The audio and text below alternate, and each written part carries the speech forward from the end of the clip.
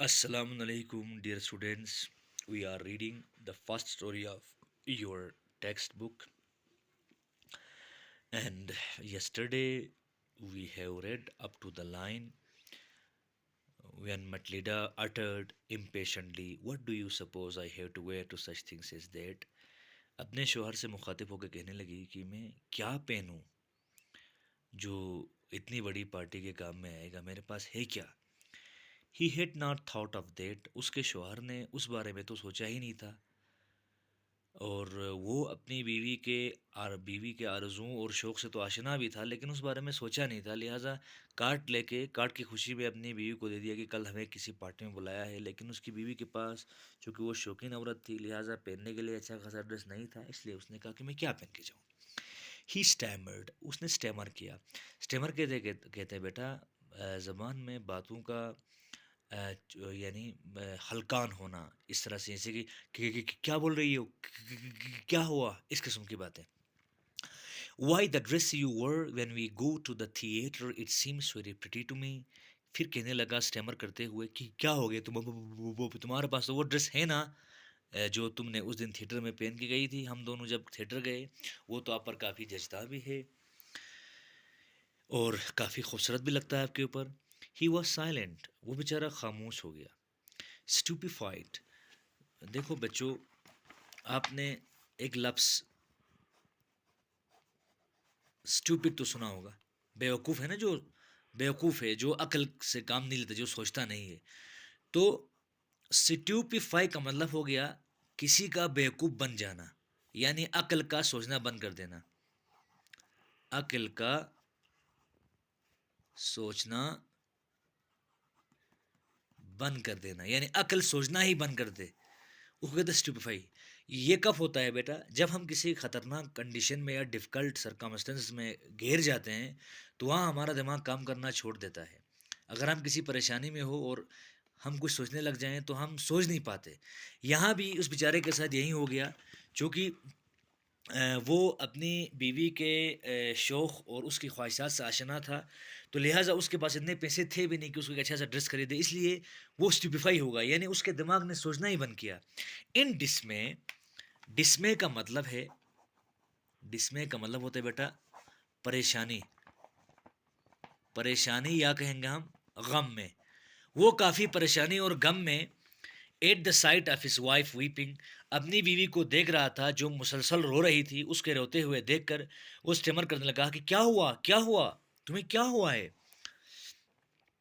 Bye ए violent effort, यानी यहाँ मतलब है ज़बरदस्त कोशिश। ज़बरदस्त कोशिश क्यों? क्योंकि जब औरत के जज्बात बरानिख्ता हो जाते हैं, तो वो काफ़ी रोती है और अपने आप को कंट्रोल नहीं कर पाती। यहाँ मटिल्डा ने अपने जज्बात पर बिल्कुल कंट्रोल करने के लिए काफ़ी तवक्का जुटाया। अपनी तमाम तर तवानाई को एक साथ लाकर उसने कोशिश किया। शी हैड कंट्रोल्ड हर वेक्साशन, उसने अपनी वेक्साशन हो गया वहीं परेशानी। डिस में ये एक ही मतलब है, वेक्साशन। वेक्साशन भी यही है, डिस में ही है। उसने अपनी परेशानी, अपनी डिफ़िकल्टीज़, अपनी मुश्किलात को पर काबू करते हुए बड़े ही नरम लहजे में अपने शौहर की तरफ जवाब दिया और साथ में अपनी नरम गालों को साफ़ कर रही थी। यानी वो रो रही थी, तो ज़ाहिर-सी बात, उसका चेहरा गीला हो गया था।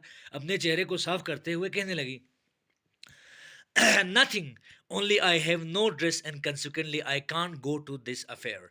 नश कुछ भी नहीं, कुछ भी नहीं है, बस मेरे पास एक अच्छा सा ड्रेस नहीं है और नतीजतन मैं उस पार्टी में शामिल नहीं हो सकती, यानी नहीं जा सकती। Give your card to some colleague whose wife is better fitted out than I, अपने इस कार्ड को अपने किसी दूसरे रफ़क़ाए कार को दे, दूसरे साथी को दे, जो आपके साथ ऑफिस में काम करता है, शायद उसकी बीवी मुझसे बेहतर हो इस पार्टी के लिए। ही वॉज ग्रीविड बट अनसर्ट, वो काफ़ी परेशान हुआ अपनी बीवी की मुश्किल को देखकर, यानी अपनी बीवी के शौक़ को पूरा नहीं कर सका, इसलिए परेशान था। फिर भी जवाब दिया, क्या जवाब दिया? लेट अस सी मडलिडा, मडलिडा देखते हैं, how much would a suitable costume cost, एक अच्छा खासा ड्रेस कितना कीमत लगता है, अच्छे खासे ड्रेस को खरीदने के लिए देखते हैं, चलो। यानी उसने कहा कि हम देखते हैं मडलिडा, हम एक ड्रेस खरीदते हैं।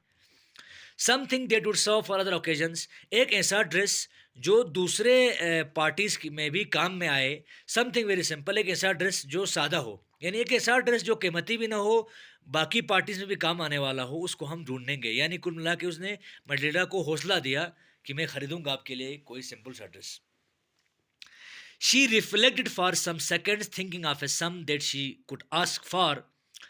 उसने फिर मैटिल्डा चंद लम्हों के लिए सोचने लग जाती है कि मैं कुछ ऐसे पैसों के बता, यानी मेरा जो मैं जो बता दूं पैसे, जो पैसों का जो मकदार बता दूं, अमाउंट बता दूं, वो इतना बता दूं, यानी मसलन 2,000 या 3,000, oh that she could ask for without bringing it with any immediate refusal.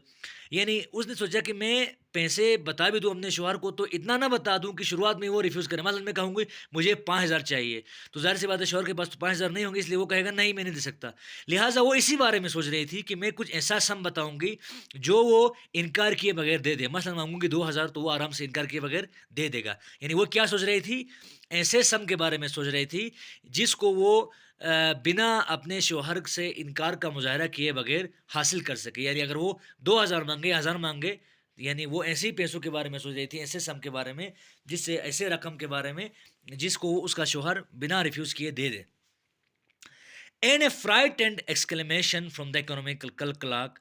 और जाहिर सी बात है एक गरीब क्लार्क से जो डरावना इजहार है, जाहिर सी बात है एक क्लार्क को अचानक बोलेगा 10,000 दे दो, तो वो गरीब है, वो कहाँ से लाएगा, तो वो कहेगा यार मेरे पास है नहीं।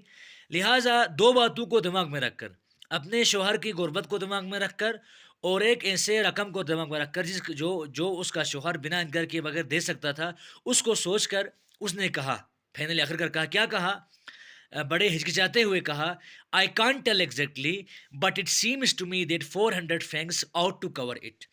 मैं एग्जैक्टली तो नहीं बता सकती लॉइजल की कितने पैसे जाएंगे, लेकिन मुझे लगता है लगभग 400 फ्रैंक जाएंगे। फ्रैंक तो आप जानते हैं फ्रांस की करेंसी है।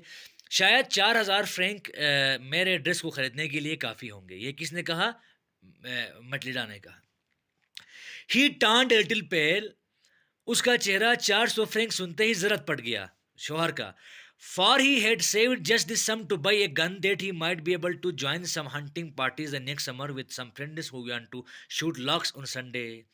चूंकि उसने कुछ पैसे जमा कर रखे थे, वो पैसे क्यों जमा किया था, उसको दरअसल एक गन खरीदना था, जिस गन की मदद से वो दूसरे समर में, यानी अगला जो मौसम गर्मा आएगा, उसमें कुछ दोस्तों के साथ शिकार करने जाए। किसका शिकार करने के लिए, लार्क का। लार्क एक खूबसूरत परिंदे का नाम है बेटा। लार्क एक परिंदा है, एक बर्ड है जो अपने सिंगिंग के लिए मशहूर है। संडे को दूसरे समर के महीने में संडे को लार्क का शिकार करने जाने वाले थे, इसलिए उस शिकार करने के लिए उसको एक गन चाहिए था। वहीं गन खरीदने के लिए उसने पैसों को जमा कर रखा था। नेवरदलेस का मतलब होता है इसके बावजूद। नेवरदलेस का मतलब क्या होता है बेटा, इसके बावजूद। ही उसने जवाब दिया, very well I will give you 400 francs. मैं 400 फ्रैंक दूंगा, but try to have a pretty dress. लेकिन अच्छा ड्रेस खरीदना न भूलना। नेवरदलेस का मतलब होता है बेटा के बावजूद।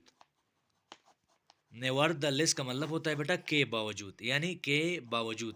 किसके बावजूद, अपने पास पैसों के ना होने के बावजूद, और जो पैसे गन खरीदने के लिए जमा किया था उनके बावजूद। उसने कहा छोड़ो यार, मेरे अपना शिकार ही खैर है, लेकिन मेरी भी खुश होनी चाहिए। ये सोच के उसने कहा वो बहुत अच्छा, मैं तुमको 400 फ्रैंक दूंगा, लेकिन मेहरबानी एक अच्छा सा ड्रेस खरीद लेना। The day of the ball approached and ma'am लॉयजल seemed sad, disturbed and anxious. Party का दिन आ गया। लॉयजल काफ़ी परेशान थी। लॉयजल की बीवी यानी मटिल्डा काफ़ी परेशान थी और काफ़ी हैरान और परेशान थी वो बेचारी। प्यारे बच्चों, मैं यहीं तक ख़त्म करता हूँ, चूँकि वीडियो लंबा हो रहा है। 10 मिनट का वीडियो अपलोड करना काफ़ी मुश्किल होता है। खुदा हाफिज़। वीडियो को देखना समझ में ना आया तो मुझे बता देना। ओके।